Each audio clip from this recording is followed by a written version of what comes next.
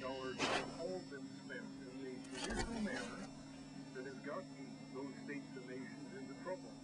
Then that statement would be the centerpiece of his gospel, a gospel the former governor is hoping to spread to a place that could use some intervention. Seemingly to do an awful lot to create an entirely different attitude among folks who in the past have seen the benefits of their oil go to a select few at the top. Governor Hammond says an Alaskan-style permanent fund program, complete with annual dividend checks, would help quell some of the violence plaguing Iraq these days. According to the governor, it would entice the Iraqi people to take a stand against terrorism. If they perceived it as our pipeline, if the majority of people recognized that every time they interrupted oil flow, it was money out of their individual pockets, there'd be a resistance to the type of thing that is occurring over there today. Governor Hammond is putting his proposal in the form of a half-hour TV program that's scheduled to air in Alaska. But this isn't the first time that he's pitched the idea. The seed was first planted with Senator Ted Stevens. Senator Stevens wrote me back and said he had discussed it with President Bush, who was very much interested. He said, in essence, stay tuned. Up to the Iraqi people to decide how they will use the wealth that they have in oil. Secretary of State Colin Powell told a Senate hearing in May of 2003 that the Bush administration was indeed considering a permanent fund program for Iraq. The people, if they had access to that money directly, as is the case in Alaska to some of the money that has been generated by Alaskan oil, then they can make choices in their own lives with respect to how they will use that money.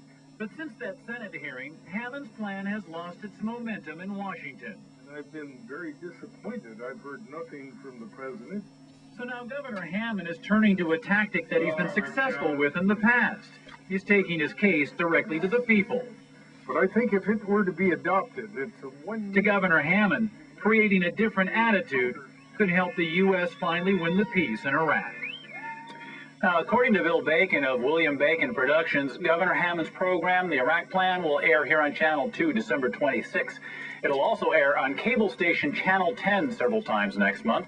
Mr. Bacon also says a couple of stations in New York and New Jersey have agreed to air the program. The idea is to get viewers who see the show to contact their congresspeople in Washington and perhaps convince them to adopt the Iraq Plan. No, it would seem if he really wanted to get momentum, put it in front of the Iraqi people. That's true. Maybe on Al Jazeera. One of the things the governor said on his program, too, I watched it today, he says that, the average pay in Iraq is about $1,000 a month. Yeah. So he says, if they can get about $200 at first blush with this permanent fund dividend program in Iraq, I mean, huge. Yeah, that's a big difference. For every man, woman, and child, just like Alaska. Right. That could be significant. So the governor says this has lost a bit of momentum. Right. How does he hope to kind of regain it? Well, he's got some things started with Senator Lisa Murkowski. She's, according to the governor, has a bill before Congress right now that would ask the Senate, at least, to consider the permanent fund plan for Iraq.